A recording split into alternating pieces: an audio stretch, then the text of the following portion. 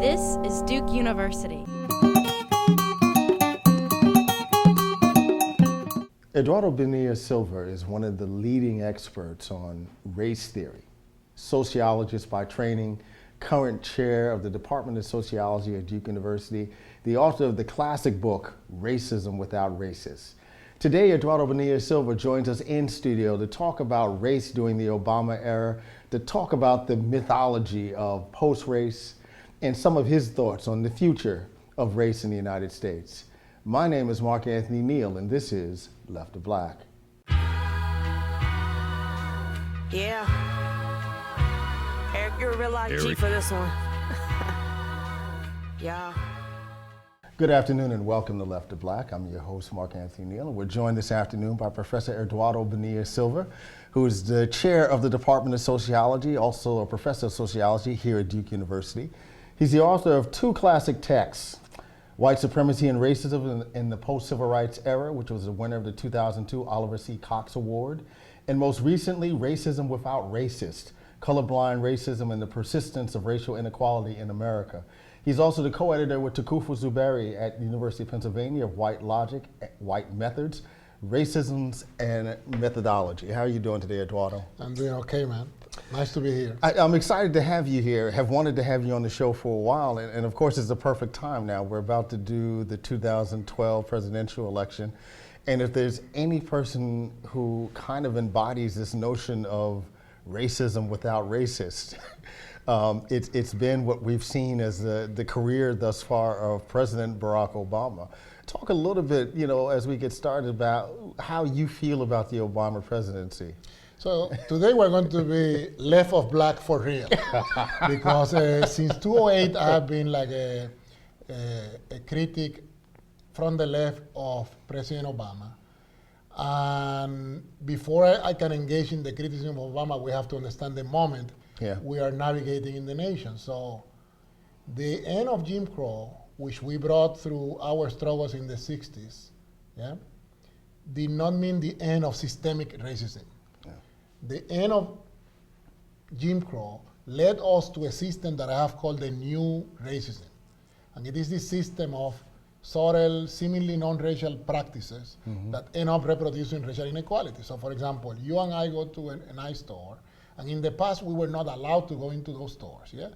Today, we're technically allowed, but in many occasions, we're monitored or we're asked, right, may I help you? And it's that weird dynamic, right? It's either we're monitored or we're ignored, right? Right? Regardless, the import of that is that it maintains sort of racial domination, Right. And in a sophisticated way, because neither you nor I can go to a court of law and seek redress based on I was ignoring the store. Like that is not prima facie data of discrimination. Or I can go and say, well, this clerk asked me 5 times, may I help you? That is what? Excessive politeness? But we all know what data is and we know what it means. So alongside that system came an ideology that I have called colorblind racism, which we all recognize. It's the new way of talking about race without seemingly talking about race. So they don't need to call us the names of the past to let us know that they don't like our presence. Right. So I'm not a racist but, and after the but, you know what comes. Or some of my best friends are black. I don't remember their names, but I know they are some of my best friends. Okay, so that is the moment that we have been navigating, I believe, for the last 20 years or so. And then Obama came, and let's all be honest, we didn't know much about this black politician. Initially, the black community was divided, and initially believing that he may not be really black, et cetera, et cetera, et cetera. And then the rest is history. So he became the candidate, and I, in 2008, predicted that that he was going to win, but that the important thing for us was to explain how come in a nation that is still fundamentally divided along racial lines, where the life chances of people of color are still fundamentally shaped by race, at all levels, how come the nation was about to elect a black man? So for whites and confused people of color, this meant sort of the end of racism, Right. I suggested maybe this is just a continuation of a pattern that we have seen before, this new racism, except with an important caveat that may make the system more problematic, which is white supremacy can work probably better with a person of color in charge. And this seems contradictory for an American audience, but those of us who come from other places, I'm a black man from Puerto Rico. So in Puerto Rico, we have had mulattoes, and in the Caribbean in general, we have had black people doing us in. Therefore, it's not enough to have a black leader at the helm of the political system. What we need to have is, what are the politics of this particular president? Right. So we now live this contradictory moment in American history, which I have likened to Alice in Wonderland, yeah? That things are not what they seem to be, and we all fell through this hole 4 years ago, and now we're back to the same corner. Right. So we go back to the same situation. Talk about this for a second. I mean, when you made your opening comments about really being left to black, the left critique of Obama has been absolutely invisible in public discourse. You know, if not for Glenn Ford, you know, kind of beating the drums at Black Agenda Report, right? And he gets isolated within that kind of critique. And it's funny, you'll be in spaces where folks will be critical of Obama from the right, and then when there's a left critique, they're just absolutely confused. Right? I just came from giving a speech in a community college in Paterson, New Jersey. And I always engage. So for me, I'm in academia, but my passion is about social justice. Therefore, I had to be with the people, yeah? So rather than giving a speech at Duke University, I prefer to give a speech in a community college. Right. And I got more or less the same kind of questions that I got 4 years ago. Questions such as, so are you a Republican? And I'm like, no, Mitt Romney is a fascist. How more deeply can I explain that my issue is not supporting the Republican Party? Right, it's not an either or. Right. My problem is that we, folks of color particularly, that's my concern at this historical juncture, although not my only concern, but it's the one that I have engaged for in the last 30 years of my life, is that we have limited our political options to two parties. Actually, maybe to one party, as Gore Vidal used to say. That was his famous joke. Do you support the third party? They asked Gore Vidal, who died this year, and his answer was, no, I support a second party. Right. So I got those questions about, you know, do you support the Republican Party? And like, but why are we limiting our options to electoral politics? And then I engage further by telling folks, if we're going to support Obama, can we do it in a critical way? Aren't we entitled to ask, brother, we're going to support you, but we want 1, 2, 3, 4, 5, because we are supporting you at what, 95% rate? Right. Higher level of support than any payback, yeah? Payback? And then folks telling me, oh, but if we do that, he doesn't get elected because then he becomes too black. And like, so what is in for us? Right. And then I sort of play devil's advocate. Maybe it would have been better by having Hillary Clinton, because at least we could pressure her, and if she doesn't deliver, we could call her racist. That's interesting. Yeah. And if she goes and triples our presence in Afghanistan, we can maintain an honest policy, anti-imperialist policy, which we have not, yeah? Right. So now let me talk to my black brothers and my brown brothers out there. For the longest time in American history, we could say something like, this is a white man war, it's none of my business. And now, for the first time in history, can't say that. We can't say that. Yeah, Obama's the black face of American imperialism. And there's no way to get around. There's no way around, and our job then is, we can be supportive yet critical, and then push him. He has moved big time to the center right. We can at least pull him back to the center so that he can deliver a few reforms. But that will not happen if we don't make demands. Right. Frederick Douglass told us, you got to make demands. Things will not happen for us unless we struggle for that. And that is my fundamental concern from 2008, that Obama did not represent a social movement politician, but instead was what he was and what he is, which is a mainstream electoral politics that raised more money than McCain Right. from the usual suspects, from Wall Street. Nowadays, he has gotten less money from Wall Street because Wall Street folks are in the business of who represents us best. Right. In 2008, it was Obama. Secret, people don't know. Wall Street was very concerned with McCain because McCain is a loose cannon. Right. Maverick. I mean, Maverick, and his who had nickname. cursed Right. literally Right. a lot of the Wall Street folks. And who really ignored the economic reality. When everything happened, he was like, None of my business. Right, Yeah. right. So for them, it's like, no, we cannot have a loose cannon. Yeah, that's there. interesting. Obama was, but now they do have someone who is better than Obama Right. by having Understands them, right, understands them, he understands them, Romney, because he is them. Yeah. Yeah. This is a Mr. Corporations are people. Yeah? You're watching Left of Black. I'm your host, Mark Anthony Neal. We're joined this afternoon by Professor Eduardo Bonilla-Silva, who's the chair of sociology and a professor of sociology here at Duke University, author of the classic Racism Without Racists. What do you say to folks, and we hear this all the time, you can't go too hard on the president because he's also dealing with these racists. So what do you do with this kind of double bind where we're trying to hold him accountable for something that even barely recognizes a black politics, but at the same time we can recognize what clearly is a racist discourse that is directed towards him, that he pisses us off on some level because he won't even speak back to it, right? He just kind of lets it fly. Glenn Beck. What do you say to those folks about who are trying to get us to actually engage those issues also, but also to deal with why the president chooses not to engage those issues? Well, I am on record saying that our main enemy today is not the crazies of the past. That doesn't mean we ignore them. We have to fight them. Right. So we have to deal with them, but we also have to deal with the crazies with the suits, the liberal whites who are our best friends and do us in 24/7.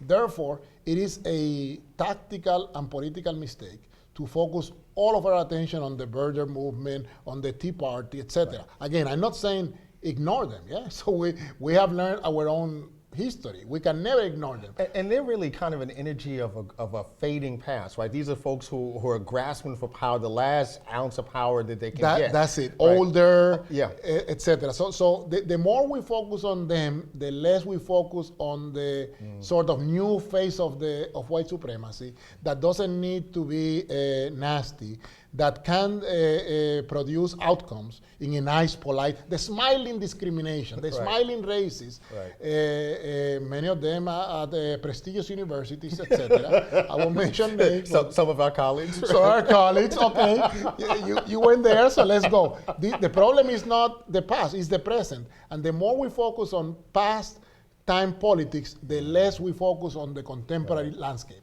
So again, politically, what is to be done? So we have elections in 20 days or so, and I have advocated us trying to return to social movement politics and also making demands on Obama. So if we're going to support Obama, let's do that in critical fashion so we get something of this electoral participation. At this point, I'm going to be honest, we are not going to be able in 20 days to develop a social movement. But I think it's important to have that conversation because the more we continue doing what we do, which is we don't only get organized politically for electoral politics. And we go back to the lesser of two evils. Now, 4 years after Obama was elected, many of us recognize, well, there are some limits, in Obama's politics. And then we go back, but between him and Romney, hands down, him. Yeah. The problem is, Glenn Ford put it in a clever way, is that he may be the most efficient of two evils. Yeah. So he may be the more quote unquote dangerous evil because he's the suave one. He's the one that has not only put us, black and Latinos, in a position where we cannot criticize him for anything. Yeah. Right. Yeah. But also think about the international community. Think about the peace movement in Europe. They dissipated, even though Obama has increased the intervention in Afghanistan and has developed this techno-imperialist strategy of bombing people left and right with drone attacks. Yeah. Folks forget that he won a Nobel Peace Prize. Which is like, Nobel Peace Prize, kill folks. Yeah. And so you think about the drone attacks, if you think about what he's done in terms of immigration. Right, the largest number of deportations, he promised, right? 400,000 folks are returned, quote unquote, home these days, whereas with Bush, it was 260. Yeah. So he has outdone Bush in many ways. not in foreign policy, and even in domestic policies. And the accomplishments, we can have a long debate about that, of this administration are really limited. Yeah. So a healthcare reform that he should, I mean, this is politics 101. You want to get the best, more radical policy, you have to begin really to the left. Right. So you compromise in the middle. Right. He begins in the middle with the public option and ends supporting a policy that was advocated 4 or 5 years ago by the Republican Party and by the Heritage Foundation. Right. So now we have these exchanges. Right. And by the way, there are some good things in the policy, so I'm not going to be sort of a Manichaean here. Not everything is bad in that policy, but let's be clear. This is the least progressive option that was on the table. And it's politically sophisticated from a politics standpoint because it binds Romney to Romney care, right? Yeah. So there's a political reason for that. For right? that, yeah. But for the rank and file who need more from healthcare, right, it doesn't do. And it seems to be that's part of has always been the president's strategy, right? If not the president's, clearly his advisors, right? Yeah. You know, so much of his choices are about how to keep themselves politically alive, right? And the best example to is get reelected. And the best example is this post-racial persona that he has cultivated, and more importantly, the post-racial politics, which is do not say anything about race. The only moment that he made a slip was during the Gates incident, where he said he moved in 1 week. He moved from the police acted stupidly, which was an inaccurate claim because the police acted in a predictable racialized manner. We call that profiling. Yeah? Right. So he moved from they acted stupidly. 3 days later, I should have calibrated my words better. And by the end of the week, let's have a beer summit in the White House. My friends, now I talk to the audience. If the problem of racism in America could be addressed by having a beer summit, racism would have disappeared from the face of America a long time ago because we consume more beer than most nations in the world. So give me a freaking break. At any college football game, that would have been, that's it. A while ago. Every Saturday, we're all brothers and sisters. You know. And it's interesting, right? Because you mentioned that when Eric Holder then weighs in, right? You know, it's like he's been like kidnapped, right? No one can find it. Like he makes one statement about race, and then they vanish. You know. So they disappear. You know.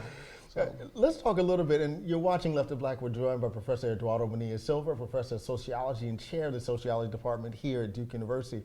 I remember hearing you give a talk a few years ago, and you talked about, you know, groups of people who choose to be politically black. And you made a distinction, right? We always talked about, you know, the Asian population as being kind of model minorities, right? Who we just immediately think that their affection or their connections are going to be with white America.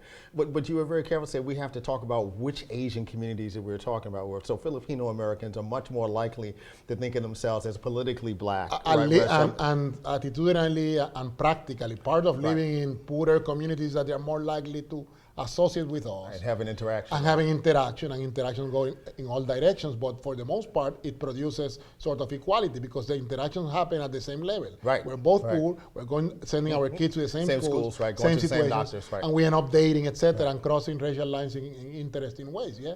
So that I call that the Latin Americanization of race stratification in the U.S.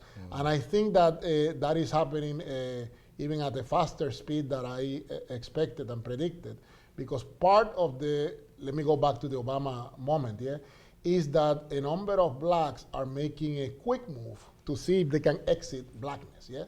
So not only you have people who are forced into blackness, but people who have options. And again, nothing new under the sun, yeah? Right. Race is a permanently unstable category. The thing about Arturo Davis is like That's a great it. example. Who is in, who is out, yeah? Right. So as soon as Obama was elected, you had these conservative blacks joining hands with conservative whites on the no more excuses, yeah? Right. So not only Bill Cosby, but what is the name of that? Will Smith and company. Right. No more excuses. Now we have a black president, so that's it. It's like, you know. And if I had $1 for every colleague who has told me, black colleague, telling me, but Eduardo, don't you think that now at least our kids can say, you know, Dad, I can be a president? I'm like, unfortunately, I'm a sociologist and I know the data. Our kids, before the election, had a slightly higher level of self-esteem than white kids. What they lacked then, which still lack today, is the equal opportunity structure. Right. So how good is for you to say, I can be president, when it means, yeah, but if you are going to be president, there's structural impediments. And if you are going to be president, you have to be Obama-like, which is you have to be black, but you cannot talk about race, you cannot talk about much, and you have to smile, and your wife can be brilliant, perhaps even more brilliant than you, and she will be limited to growing tomatoes in the White House and exercising. I mean, this is amazing. Think about the position that she has been put in, and the gesticulation she has to do to remove herself from the perception of being an angry black woman. So a smart woman who could have pushed this notion of the first lady further than Hillary Clinton did back in the day, now has taken the first lady position back. So now being a first lady is exercise, look pretty. By the way, Andres from J.R. Crew. You got to signify that you are like a American, you are a first lady. You are like me, but black, which was the whole transaction during the campaign in 2008, where they disappeared her for a month and reintroduce her in that show, The View, and one of the big things was her. They did a makeup, they remade her and made her into a white lady, except that black. Or the daughters who had twists.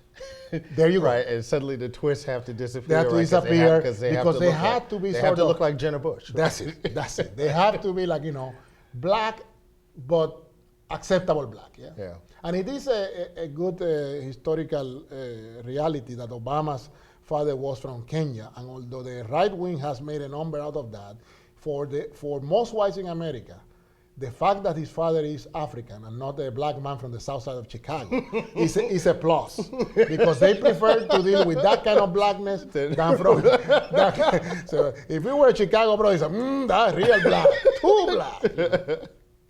You got any predictions about the election? Months ago, I bet already a bottle of tequila El Patron.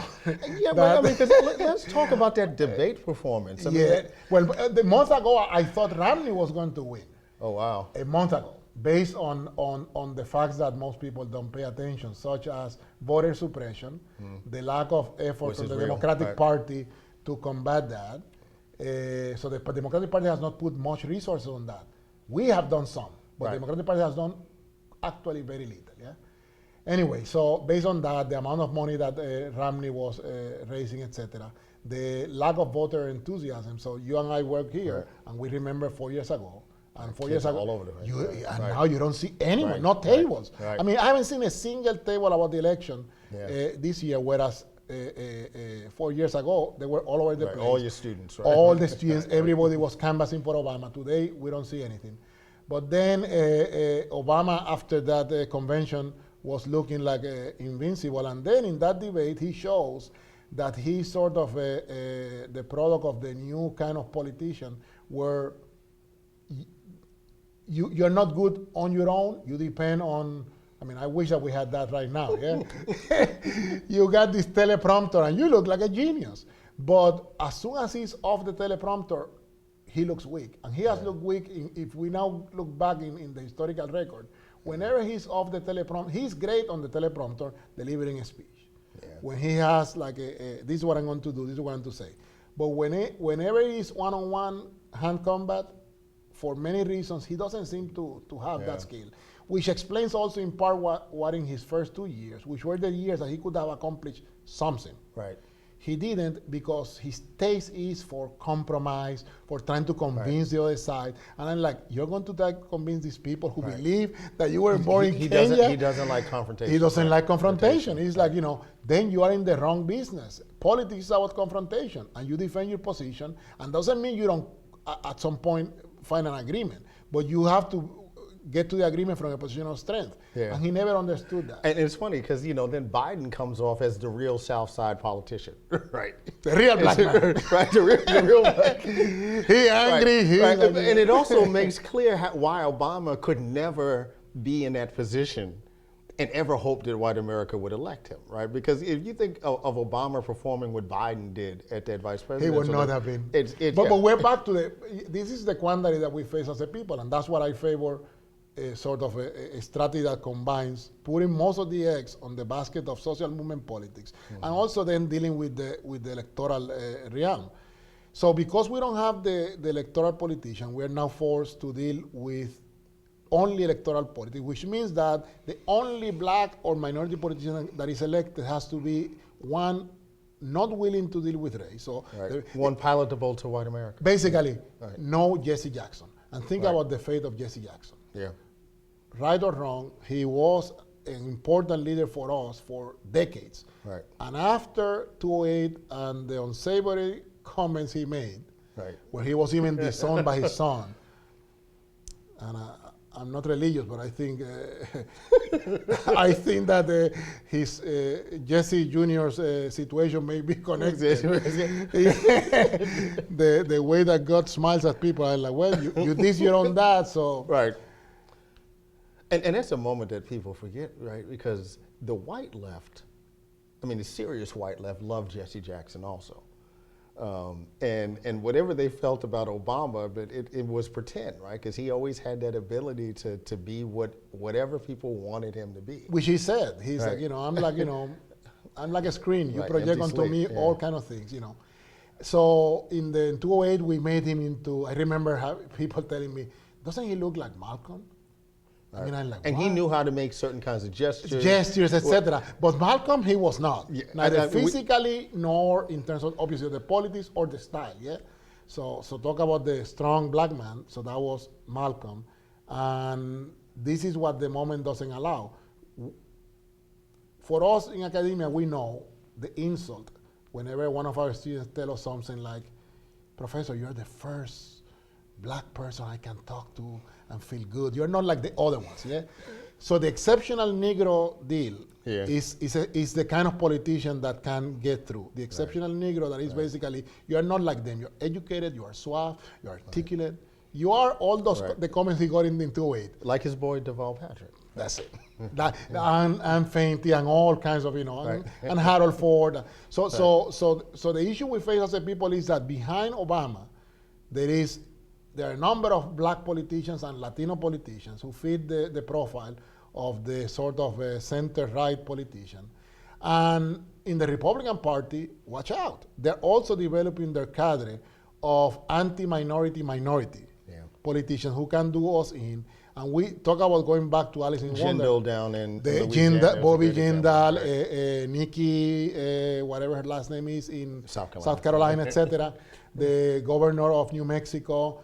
So we face a deal where, again, Alice in Wonderland, where we can have two minority candidates in the near future running for the presidency, and that being fundamentally meaningless for race matters in America. Yeah. Except that for whites, that would be a celebration of their colorblind dream. We're now totally colorblind because on both sides, a minority person. Actually, let's not call them minority. Aren't we all Americans? And then we all, sing and, and then we become Puerto Rico. We become a nation where we claim that race doesn't matter, yet black folks in Puerto Rico are slightly worse off than blacks in the US. Yes. So watch out, people. Behind colorblindness lies a deeper form of inequality where not allowing you to talk about race hides inequality and sort of puts it under the rug. And then we end up in a situation like Puerto Rico, Cuba, Brazil, Mexico, etc., where folks of color in those societies are worse off than they are in societies where you still have a space for talking about race. We've been joined this afternoon by Professor Eduardo Bonilla-Silva, who is the chair of sociology here at Duke University, also professor of sociology, author of the classic text, Racism Without Racists. Thanks for joining us this afternoon, Eduardo. Thank you for inviting me. Yeah. Eric, you're a real life G for this one.